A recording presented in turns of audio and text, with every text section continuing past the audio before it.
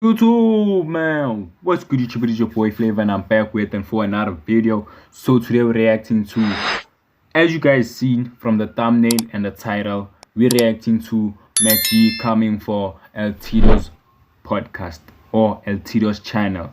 Yeah, or L-Tido's channel. Mac G comes for L-Tido's channel. I'm looking good today, but we're not there. So without any further ado, guys, let's get it.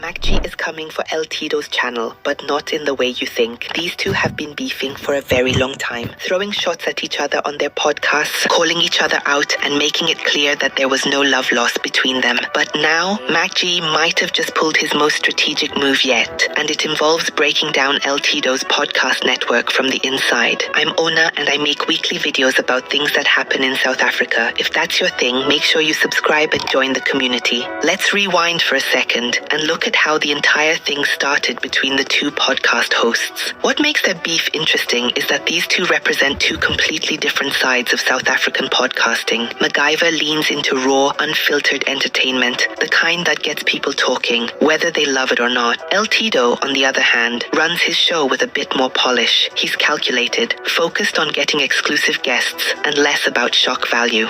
In an old clip, L-Tido addressed Mac G directly, saying Mac G was jealous of the guests he could get and that Soul was the backbone of Podcast and Chill. He even said, unlike Mac G, he trends without controversy. Mac G, are you mad from a simple situation that all the guests that you want to have on your podcast, I can speak, aka Casper Nyovest, Mahu, Sir Trail, are choosing to come to our podcast? I'm confused, bro. You're doing well. Why are you worrying about us? We are trending all the time from this podcast without being controversial. We just have a dope platform where people can express themselves, people can speak their mind. If you guys want to do that, do that. You know what I'm saying? I'm not going to get in between that, but don't judge the way I do my work. Mac G didn't let it slide. He called L-Tido the Timu of podcasting, said people only watch it.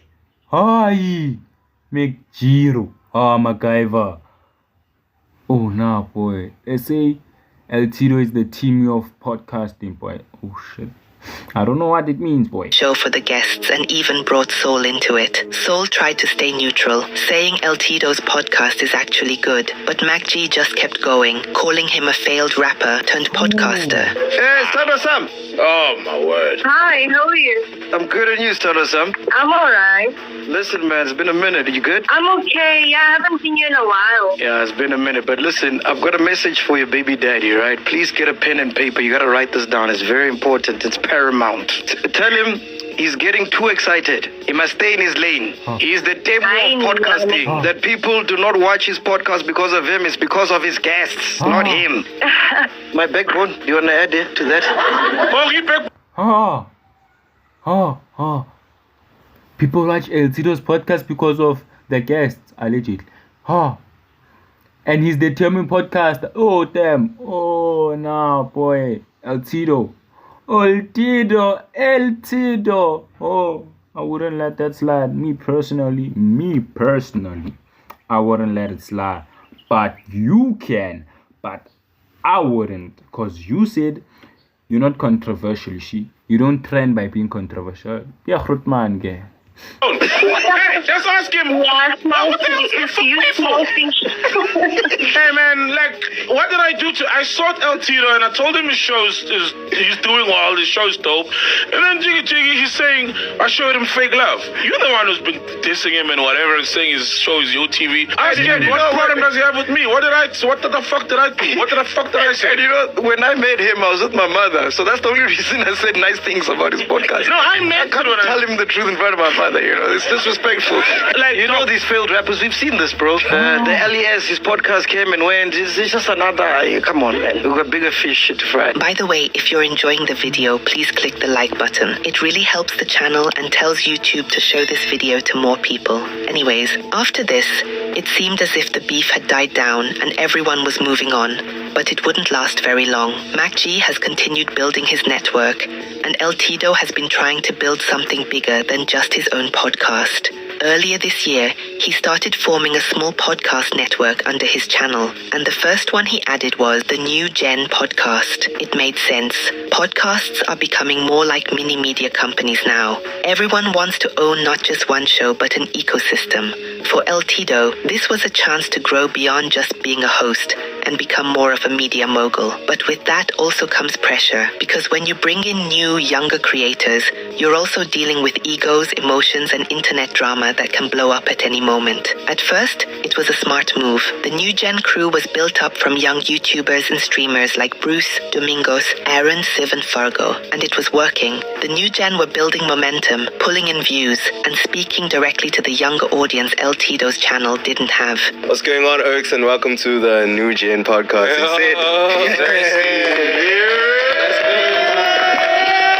Their first episode, the hosts introduced themselves with that mix of excitement and confidence you always see in a new show. It looked promising. But if you've been following the channel, you'll know the New Gen Podcast recently hit a bit of controversy and heated moments. It started when one of the members, Bruce, got embarrassed by Ghost Hluby in a prank video. The group had an argument live on the podcast, trying to warn Bruce not to get involved with fake people who will use him for views. Now when a nigga is out here trying to do something good for you, you're busy saying, bro, I'm gonna walk away. Do you want real niggas or do you want niggas like Ghost? Ask me, bro. Answer the question, bro. Aaron. No, bro. Don't act like bro, even don't act like you innocent, dog. No, don't act like you innocent. My nigga, how many times have I done you dirty? How many times have I done you dirty? Listen. How many times have I done you dirty? Everyone uses me for views, ne?